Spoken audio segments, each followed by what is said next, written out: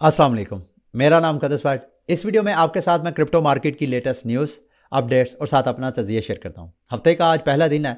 इस हफ्ते बिटकॉइन के स्पॉट ETF के हवाले से शो डाउन होना है और भी मार्केट में ऐसी न्यूज़ हैं, अपडेट्स हैं जो कि इस मार्केट में अच्छा खासा आपको वोलेटिलिटी नज़र आ सकती है। वो मैं अभी आपके साथ थोड़ी देर में शेयर करता हूँ।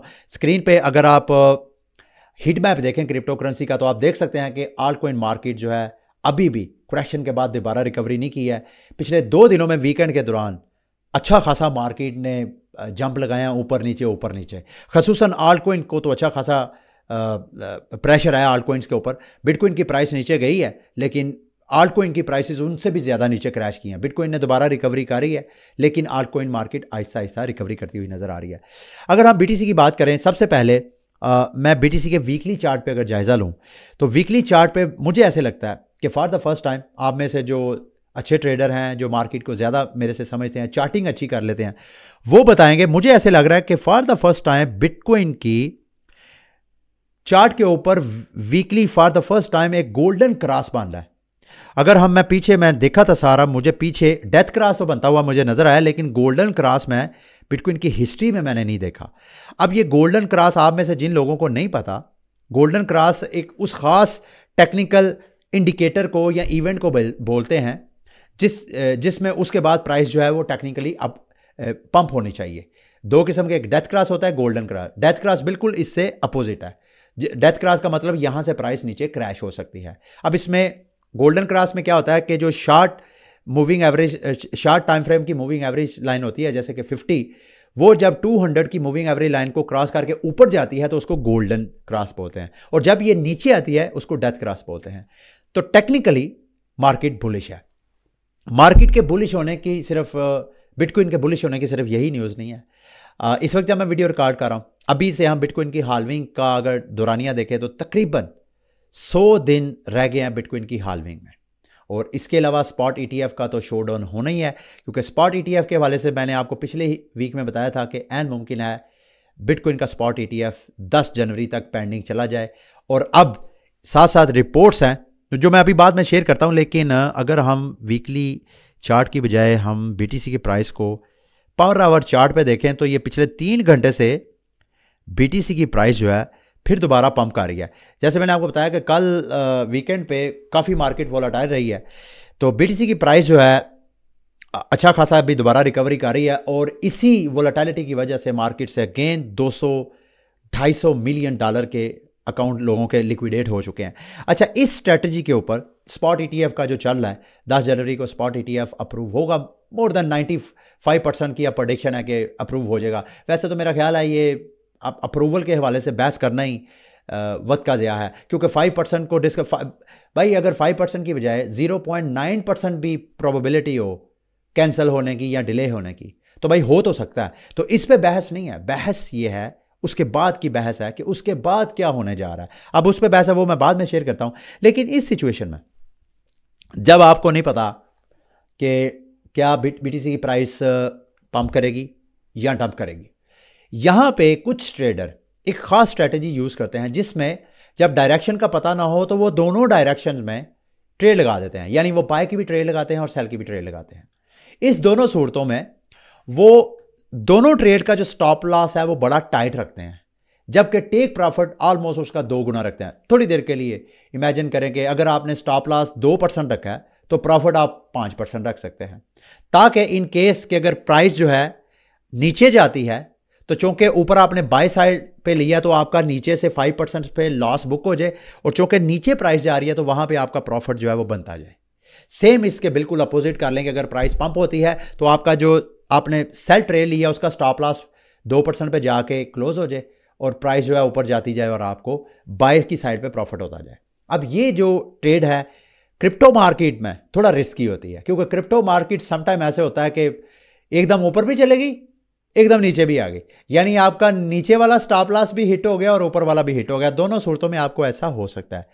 तो इसका एक बेस्ट सोल्यूशन ये हो सकता है कि स्टॉप लॉस को आप थोड़ा टाइट ना करें, थोड़ा सा लूज कर दें, और दूसरा टेक प्रॉफिट को ज़रा थोड़ा सा TP अपना जो है थोड़ा क्लोज रखें, ज़्यादा ना रखें। ये ना हो कि मतलब मैं आपको प्रोबेबिलिटीज़ कह रहा हूँ, अगेन जो ट्रेडिंग है वो it's a art art of if, कि अगर ऐसा हुआ तो आपने इसके साथ अगर प्ले करना है तो आप कर सकते हैं। ये रिस्की है लेकिन कुछ ट्रेडर ऐसा करते हैं, मैं आपको बताना चाहता था। अगर आप करना चाहें तो इस तरह एक्सपीरियंस कर सकते हैं। जैसे मैं आपको बता रहा था कि अब अप्रूवल पे बहस करना फजूल है। सवाल यह है कि अप्रूवल के बाद ये जो कंपनीज हैं ये इन्वेस्टर को अब फीस क्या चार्ज करेंगी, अब इसके ऊपर बहस हो रही है। अगर आप मुझे काफ़ी देर से फॉलो कर रहे हैं तो मैंने आपको बताया था कि ग्रे स्केल, चूँकि ये स्पॉट ETF वगैरह जब नहीं थे तो उनकी अपनी एक ट्रस्ट थी, लोग ट्रस्ट के ज़रिए बिटकॉइन में सरमायाकारी करते थे। तो ग्रे स्केल जो था उनसे 2.5% एनुअल चार्ज करता था पर एनम, यानी हर साल जितनी उनकी पोजीशन थी उसका 2.5% जो ग्रे स्केल है उनसे चार्ज करता था। अब चूंकि मार्केट ओपन हुई है, स्पॉट ETF के हवाले से ओपन होगी, माफ़ कीजिएगा, तो उसमें हर जो कंपनी है अपनी अपनी फीस ऑफर करवा रही हैं। ब्लैक रॉक के हवाले से कहा जा रहा है 0.3%, वैसे तो मुझे लग रहा है कि 0.2% है लेकिन शायद 3% ही हो। वेनेक ने 0.25% और विजडम ट्री की फ़ीस जो है 0.5% है। और ये सारी कंपनीज फीसिस क्यों रख रही हैं? ताकि कम से कम फीस रखें, ताकि ज़्यादा से ज़्यादा इन्वेस्टर्स को अट्रैक्ट कर सकें। अब अगला सवाल, ब्लैक रॉक एक्सपेक्ट कर रहा है कि बिटकॉइन जो है, बिटकॉइन का स्पॉट ETF वो वेडनेसडे को अप्रूव हो जाएगा। ये मैं नहीं कह रहा, फॉक्स बिजनेस रिपोर्ट कर रहा है ब्लैक रॉक को कोट करते हुए, यानी 10 जनवरी की जो मैंने पिछले हफ्ते आपको बात की थी, एन मुमकिन है बिटकॉइन का स्पॉट ETF अप्रूव हो जाएगा। दूसरा, SEC ने भी ट्वीट की है इस सारी सिचुएशन को जहन में रखते हुए, और SEC कहता है से नो टू फोमो, यानी फोमो में ना आए। साथ SEC कहता है जस्ट बिकॉज कि दूसरे लोग एक प्रोडक्ट खरीद रहे हैं तो इसका ये मतलब नहीं कि वो प्रोडक्ट आपको भी सूट करती है। ये पता नहीं किसके लिए मैसेजिंग है या इसकी इंटरप्रिटेशन भी आप खुद कर सकते हैं, लेकिन SEC ने इसी सारी सिचुएशन में ये ट्वीट करके मुझे हैरान कर दिया। अच्छा, if the SEC approve spot ETF they could start trading as soon as the next business day, Bloomberg ये रिपोर्ट कर रहा है। यानी अगर वेडनेसडे को अप्रूवल हो जाती है तो जुम्मे रात को यही सारे एप्लीकेंट्स जिनकी अप्रूवल हो जाती है वो बाकायदा ट्रेडिंग भी ओपन कर देंगे। सवाल यह है कि जब ये ट्रेडिंग ओपन करेंगे तो इनके पास बिटकॉइन कहाँ से आएगा? क्या इनके पास बिटकॉइन ऑलरेडी है या ये बाय करेंगे? अगर ये बाय करेंगे तो ये सारी जो कंपनीज हैं, अगर बड़ा भी कम किया जाए तो इनके पास कोई 1 या 2 अरब डॉलर तो होगा। अब वो 1-2 अरब डॉलर इन्होंने मार्केट में से BTC उठाना है। अगर तो वो OTC डील के जरिए उठाएंगे तो OTC डील क्या होती है कि जिसका प्राइस के ऊपर इंपैक्ट नहीं होगा, यानी आप मुझे पैसे दें, मैं आपको अपने अकाउंट से आपके अकाउंट में BTC ट्रांसफ़र कर दूंगा। ये बाय सेल जो है ये किसी खास प्लेटफॉर्म के जरिए नहीं हुई, यानी किसी सेंट्रलाइज एक्सचेंज या डेक्स के जरिए नहीं हुई। चूंकि किसी प्लेटफॉर्म के जरिए हुई नहीं है तो प्राइस के ऊपर इसका इंपैक्ट होगा ही नहीं। ये जितना आपको BTC या क्रिप्टो करेंसीज की प्राइसेस आपको डाउन नज़र आती हैं, ये एक्चुअली वो जो प्लेटफॉर्म है वहाँ पे बायर्स और सेलर की डिमांड एंड सप्लाई की वजह से प्राइस ऊपर नीचे हो रही होती है। जब OTC डील होती है उसमें कोई प्राइस के ऊपर इंपैक्ट नहीं होता। तो इनमें से ये जो कंपनीज हैं अगर OTC डील के ज़रिए BTC मार्केट से उठाएंगी तो उसका तो इंपैक्ट नहीं होगा, लेकिन अगर ये मार्केट से उठाएंगी तो बिलियंस ऑफ डॉलर की सरमायाकारी, और साथ ये ब्लूमबर्ग रिपोर्ट कर रहा है कि वो अगले ही दिन शुरू कर देंगे, तो इसका मतलब है कि ये ऊपर जाने के चांसेस ज़्यादा लग रहे हैं। अगेन जैसे मैंने कहा कि ये सिर्फ मेरा असेसमेंट है, ये गलत भी हो सकता है। अच्छा, एक इंटरेस्टिंग डेवलपमेंट हुई है, वो मैं आपकी एजुकेशन के लिए शेयर करना चाहता हूँ। बिटकॉइन का जो ब्लॉक है 8,24,717 के बाद जो अगला ब्लॉक बना 718, तकरीबन उसको 2 घंटे से भी ज़्यादा का टाइम लगा ब्लॉक को माइन होने में। अक्सर आपने सुना होगा कि बिटकॉइन का जो ब्लॉक है ऑन एवरेज 10 मिनट में माइन होता है, यानी बिटकॉइन की ट्रांजैक्शन जो है विद इन 10 मिनट जो है वो कंफर्म हो जाती है। ये जो 10 मिनट का टाइम है ये फिक्स नहीं है मेरे दोस्तों भाइयों। बिटकॉइन की जो ब्लॉक माइन होता है समटाइम वो 10 मिनट से पहले भी हो जाता है, समटाइम वो 10 मिनट से ज़्यादा भी लग जाता है। ये जो 717 और 18 के दरमियान 2 घंटे से ज़्यादा टाइम लगा है, अगर मैं गलत नहीं हूँ तो ये बिटकॉइन की हिस्ट्री में शायद इक्का दुक्का बार हुआ है, अगर फर्स्ट टाइम नहीं हुआ। तो ये मैं आपको इसलिए बता रहा हूँ। सवाल आपके माइंड में ये आ सकता है कि ये इतना टाइम क्यों लगा है और कम क्यों लगता है, सम टाइम कम क्यों लगता है? इस वजह से क्योंकि बिटकॉइन के ब्लॉकचेन में जब ब्लॉक माइन होने होते हैं तो ये माइनर्स करते हैं। माइनर्स ने एक काम करना होता है जिसको माइनिंग बोलते हैं। उस काम में उन्होंने ब्लॉक की हैशिंग की ढूंढनी होती है, वो लकी कोड ढूंढना होता है। तो उस लकी कोड को ढूंढना जो है उस पर टाइम लग जाता है। जब जैसे जैसे नेटवर्क की डिफ़िकल्टी बढ़ती जाती है, यानी हैश रेट जैसे जैसे बढ़ता जाता है, यानी जितने माइनर्स ज़्यादा बढ़ते जाते हैं उतने ही ज़्यादा डिफ़िकल्टी बढ़ती जाती है, यानी वो लकी कोड को ढूंढना उतना ही डिफ़िकल्ट होता जाता है। तो माफ़ कीजिएगा, वो जो डिफ़िकल्टी लेवल इतना ज़्यादा हो गया कि 2 घंटे से ज़्यादा टाइम लग गया इसको माइन करने में। तो ये मैं आपकी सिर्फ एजुकेशन के लिए ढूंढ रहा हूँ, इससे ऐसा नहीं है कि कोई बिटकॉइन की ब्लॉकचेन में कोई मसला आ गया था, कोई ब्लॉकचेन स्टॉप हो गई थी, जैसे अक्सर हमें सोलाना या इस तरह की ब्लॉकचेन्स में नज़र आती हैं। बिटकॉइन में ऐसा कोई सीन नहीं है। यहाँ पे डिफ़िकल्टी लेवल कम और ज़्यादा, समटाइम लकी कोड माइनर्स को जल्दी मिल जाता है, 1-2 मिनट में माइन कर लेते हैं। तो it all depend on luck, ठीक है।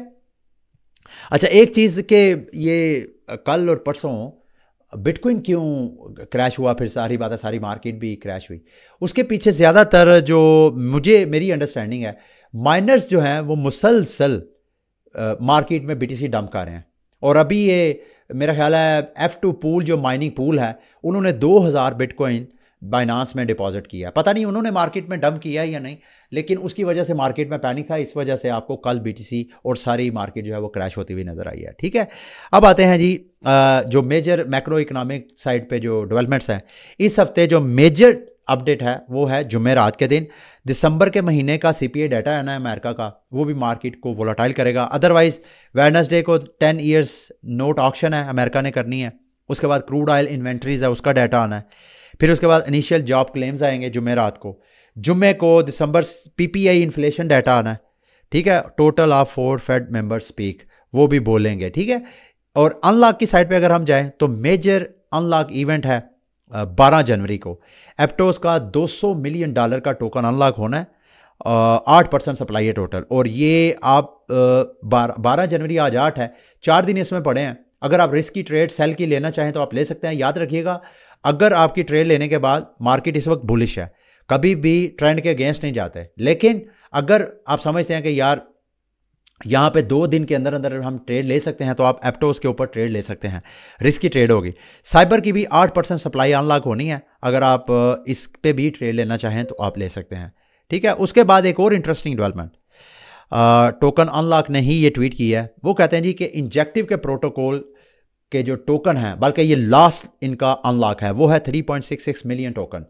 और इसके बाद 100% इंजेक्टिव टोकन की सप्लाई मार्केट में सर्कुलेशन में आ जाएगी, जो कि डॉलर की वर्थ में देखा जाए तो $132 मिलियन के ये टोकन बनते हैं, जिनमें से $12 मिलियन एडवाइजर्स के हैं, $120 मिलियन टीम के हैं।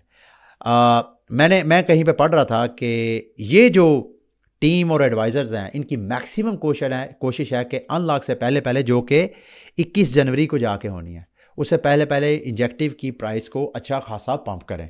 कुछ तो कह रहे हैं कि शायद $60 तक लेके जाएं, क्योंकि ऑल टाइम हाई जो है मेरा ख्याल है वो $44 है। हाँ, यहाँ पे अभी तक जब मैं वीडियो रिकॉर्ड कर रहा हूँ $44 इसका ऑल टाइम हाई है, तो ये $60 तक इसको लेके जा सकते हैं। और उसके बाद जब ये 21 जनवरी को टोकन अनलॉक होगा तो इसकी प्राइस अच्छा खासा करेक्शन कर सकती है, और ये शॉर्ट टर्म इसकी करेक्शन हमें नज़र आएगी, लेकिन लॉन्ग टर्म के लिए ये बड़ी अच्छी डेवलपमेंट हो रही है कि इंजेक्टिव के 100% टोकन जो है वो अनलॉक हो जाएंगे, ठीक है। अब आते हैं जी पिछले एक और इंटरेस्टिंग डेवलपमेंट हुई है पिछले 24 घंटों में। किसी ने बाइनांस से $1.2 मिलियन के BTC बाय किए हैं और सतोशी नाकामोटो के वॉलेट में ट्रांसफ़र कर दिए हैं। अब आप में से जिन लोगों को नहीं पता ये सतोशी नाकामोटो का क्या था, सतोशी नाकामोटो बिटकॉइन का फाउंडर है, और बिटकॉइन का मेन थीसिस ही मार्केट में ये है कि इसका कोई मालिक नहीं है। इसी वजह से दुनिया के सारे इदारे, स्टेट्स, इन्वेस्टर्स सारे बिटकॉइन को बाय कर रहे हैं कि ये एक ऐसी प्रोडक्ट है जैसे गोल्ड का कोई ऑनर नहीं है, जो निकालेगा जिसके पास है वो उसका ऑनर है। इसी तरह बिटकॉइन का भी कोई ऑनर नहीं है। तो इस वजह से सतोशी नाकामोटो का हिडन रहना ये क्रिप्टो मार्केट बिटकॉइन के लिए बहुत ज़रूरी है।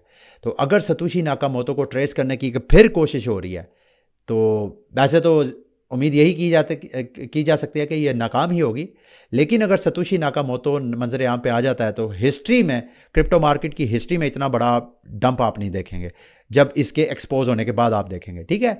अब कुछ मार्केट की एयर ड्रॉप के हवाले से मालूमात आपके साथ शेयर करना चाहता हूँ। मेजर अपडेट्स हुई हैं इस हवाले से भी।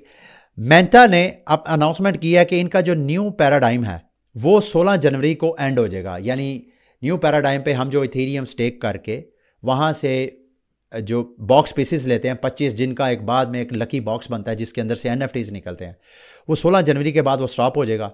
और एक और इंटरेस्टिंग डेवलपमेंट हुई, इन्होंने मेंटा की एक तो न्यू पैराडाइम में इन्होंने कैंपेन चलाई थी, इसके अलावा इनकी एक और काफ़ी कैंपेन्स थी जिसमें से एक मेंटा पैसिफिक कैंपेन्स थी इन्होंने सोशल मीडिया। मैंने, अगर आपने मेरी हफ्ते वाली दिन की वीडियो देखी है तो उसमें मैंने आपको सारा गाइड किया। मुझे 1244 मेंटा टोकन मिले हैं, साथ मुझे बिल्कुल न्यू पैराडाइम की तरह NFTs इधर भी हैं, इधर भी मुझे NFTs मिले हैं। अगर आप लोगों ने क्लेम करना है, लिंक मैं वीडियो की डिस्क्रिप्शन में आपके साथ शेयर कर दूंगा, आप भी जाके चेक कर सकते हैं। अगर आपने कैंपेन में पार्टिसिपेट किया तो आप भी क्लेम कर सकते हैं। इसके अलावा इंटरेस्टिंग डेवलपमेंट यह है कि मेंटा ने KuCoin की प्री मार्केट में मेंटा का टोकन लिस्ट हो गया और यहां पे मेंटा के टोकन की प्राइस इस वक्त जब मैं वीडियो रिकॉर्ड कर रहा हूं $3 से ज्यादा है। मेरे दोस्तों भाइयों, मेंटा का मुझे 1244 टोकन ऑलरेडी मुझे मिले हैं और अभी मैंने सिर्फ मेंटा की एक कैंपेन पे पार्टिसिपेट किया। ये सारी कैंपेन में पार्टिसिपेट किया होता तो कोई पता नहीं मुझे 10,000 15,000 ये टोकन मिल जाता। और ये NFTs जो मुझे हैं, जो कि बाद में मैं दोबारा बर्न करके टोकन में कन्वर्ट करूंगा, ये अलग है। तो प्री मार्केट में इसके टोकन की प्राइस इतनी है। ये 50 मिलियन मेंटा टोकन पैसिफिक में एयर ड्रॉप होंगे, 50 मिलियन न्यू पैराडाइम है, तो 100 मिलियन के तो मुझे सीधे सीधे एयर ड्रॉप होते हुए नजर आ रहे हैं। तो मेंटा के टोकन की प्राइस $3 बोनस है। मैं भी साई टोकन के हवाले से मैं समझता हूं, उसको जहन में रख के मुझे ऐसा लगता है कि इसकी प्राइस भी नीचे जाएगी। लेकिन मेंटा टोकन की जो TVL है वो करीब $1 बिलियन के करीब है। ये हफ्ते को भी मैंने बताया था, आप लोगों के लिए रिपीट होगा, उसको मैं छोड़ देता हूँ। ऑलरेडी आपने हफ्ते में वाली वीडियो वॉच कर ली होगी। साई टोकन का कल बाकायदा सारे एक्सचेंजेस पे लिस्टिंग है, be very careful. Sai token की पाकिस्तानी टाइम के मुताबिक सारी एक्सचेंजेस पे तकरीबन दोपहर 3 बजे इसकी ट्रेडिंग ओपन होनी है। अगर आपने प्री मार्केट में पार्टिसिपेट किया है और अगर आप सेल साइड पे हैं तो आपको जो एयर ड्रॉप मिलेंगे फ़ौरन आपने डिपॉजिट करके विद इन 4 आवर्स आपने सेटलमेंट करनी है, ठीक है। अब मार्केट में एक और इंटरेस्टिंग प्रोजेक्ट है, पिछले हमने हफ्ते 2 हफ्ते मीम कोइंस की काफ़ी हाइप देखी मार्केट में। अभी एक और इंटरेस्टिंग एक प्रोजेक्ट मेरी नज़र से गुजरा, मैंने सोचा आपके साथ शेयर करूं। टेलीग्राम का अपना एक चेन है, टून टोकन है जो, तो उस टून टोकन के ऊपर, उस चेन के ऊपर एक इंटरेस्टिंग एक टोकन लॉन्च हुआ है जिसका नाम है नॉट कॉइन। कहा जाता है कि जो टेलीग्राम का जो टून टोकन का फाउंडर है वो भी इसको सपोर्ट कर रहा है। विद इन 7 डेज 30 लाख लोग ऑलरेडी इस गेम को कह लें, मीम कोइन को ऑलरेडी ज्वाइन कर सकते हैं। बड़ा सिंपल है। मैंने वैसे, अगर आप मुझे टेलीग्राम पे फॉलो कर रहे हैं तो वहाँ पे मैं ऑलरेडी आपके साथ शेयर कर चुका हूँ। सिंपल, आपने इस लिंक पे क्लिक करना है, मोबाइल के ऊपर इस तरह की एक ऐप ओपन हो जाएगा, पेज ओपन हो जाएगा, वहाँ पे जाके उसके ऊपर आपने बटन प्रेस करते जाना है और आपने टोकन माइन करना है। अब अगर हम इसको ऑफिशियल स्टेटमेंट देखें तो ये कहते हैं कि हमारे टोकन की कोई वैल्यू नहीं है। ये कहते हैं हमें ये भी नहीं पता कि हमारा टोकन लिस्ट होगा या नहीं है। ये इनकी ऑफिशियल स्टेटमेंट है। लेकिन ये ज़्यादातर जो क्रिप्टो प्रोजेक्ट्स होते हैं ये इसी तरह की स्टेटमेंट देते हैं, लेकिन यकायक बाद में सारे लोगों को सरप्राइज़ करते हैं। इसमें आपका मेरा जाना कुछ नहीं, मैं तो इसकी माइनिंग कर रहा हूँ। तो आप भी अगर इसकी माइनिंग करना चाहें तो टेलीग्राम पे भी मेरा लिंक मौजूद है, वीडियो की डिस्क्रिप्शन में भी आपके लिए मैं शेयर कर दूंगा। लिंक खोलें और यहाँ पे धड़ाधड़ इसकी माइनिंग करें। इन केस कि अगर कहीं पे ये टोकन लिस्ट हो जाता है तो ये वाली सारी माइनिंग जो है बाद में आपके काम आ सकती है, ठीक है। उसके अलावा जी एक पेज आर्बिट्राज अपॉर्चुनिटी भी बनती है, ये स्टीफन ने शेयर किया, मैं आपके साथ शेयर कर देता हूँ। ये कहते हैं जी कि आप टिया टोकन को स्वैप करें मिल्क टिया पे, उसके बाद मिल्क वे जोन पे जाएं, यानी इनकी वेबसाइट पे जाएं और वहाँ पे मिल्क टिया को अनस्टेक करें। तो जब आप अनस्टेकिंग करेंगे उसको 21-24 दिन लगेंगे, और जब आप अनस्टेक करेंगे 21-24 दिन बाद आपको 4.55% एक्स्ट्रा टिया मिलेंगे। वो आप कितने एक्स्ट्रा मिलेंगे वो आप यहीं से कैलकुलेट कर सकते हैं। जब आप स्वैप करेंगे टिया टोकन को तो बदले में जितने आपको वो मिलेंगे, ये याद रखिएगा। यहाँ पे जब आप स्वैप करेंगे तो आपने मेक श्योर करना है कि आपके टिया टोकन से ज़्यादा आपको मिल्क टिया टोकन मिलने चाहिए। ज़्यादा मिलेंगे तो उनको अनस्टेक करके आपको फ़ायदा होगा, अदरवाइज आपको फ़ायदा नहीं होना, ठीक है। तो ये ज़हन में रखिएगा। इसके अलावा जी लास्ट में कुछ 2-4 न्यूज़ हैं। XRP के हवाले से रिपोर्ट किया जा रहा है कि अगर बिटकॉइन का स्पॉट ETF अप्रूव हो जाता है या बाद में इथेरियम का भी स्पॉट ETF अप्रूव हो जाता है तो उसके बाद अगली बारी XRP की है। XRP ऑलरेडी SEC के साथ जो फड्डा है वो मुसलसल अभी भी सेटल नहीं हुआ। तो कहा जा रहा है कि फिडेलिटी जो है वो XRP का स्पॉट ETF अप्रूव करेगी। अगर ऐसा हो जाता है तो XRP की प्राइस भी अच्छा खासा पंप कर सकती है। ठीक है, एक और ब्रेकिंग न्यूज़ है जी, होंडुरस बोलेंगे, पता नहीं इसको कैसे प्रोनाउंस करेंगे। उन्होंने अपना जो स्पेशल इकोनॉमिक जोन है वहाँ पे बिटकॉइन को एज अ लीगल टेंडर यानी as a unit of account करार दे दिया, जिसमें उस इकोनॉमिक जोन के अंदर बिटकॉइन जो है कमर्शियल, टैक्स और फाइनेंशियल ट्रांजैक्शंस में यूज़ हो सकता है। ठीक है, लास्ट में पाकिस्तान में फाइनली अगेन दोबारा, वैसे तो ये रेपुटेशन है क्योंकि इमरान खान के दौर में भी इसी तरह की खबरें थी कि अब खबरें आ रही हैं कि पेपाल जो है वो पाकिस्तान में आ रहा है, और अगर आ जाता है पाकिस्तान तकरीबन मेरा ख्याल टॉप 10 कंट्रीज़ में शामिल होता है फ्रीलांसिंग की। तो यहाँ पे पाकिस्तानी नौजवान घर बैठ के दुनिया को अपनी सर्विसेज वगैरह प्रोवाइड करते हैं ऑनलाइन, और दुनिया को पेपाल के ज़रिए पेमेंट करना ज़्यादा आसान है। पेपाल आप में से जिन लोगों को नहीं पता, ये ऑनलाइन पेमेंट प्रोसेसर है। ऑनलाइन जब हम एक दूसरे को पेमेंट करते हैं, आपका मुझे परसेंटेज याद नहीं है, लेकिन आज से चंद साल पहले मोर देन 70% ऑनलाइन ट्रांजैक्शन सारी पेपाल के जरिए होती थी। तो ये बहुत इंपॉर्टेंट है, बहुत मेजर डेवलपमेंट थी। ठीक है, ये थी मेरी क्रिप्टो मार्केट की आज की लेटेस्ट न्यूज़ अपडेट्स। उम्मीद है मेरी आज की वीडियो भी आपके लिए इन्फॉर्मेटिव रही होगी। अगली वीडियो तक के लिए मुझे इजाज़त दें। अल्लाह हाफिज़।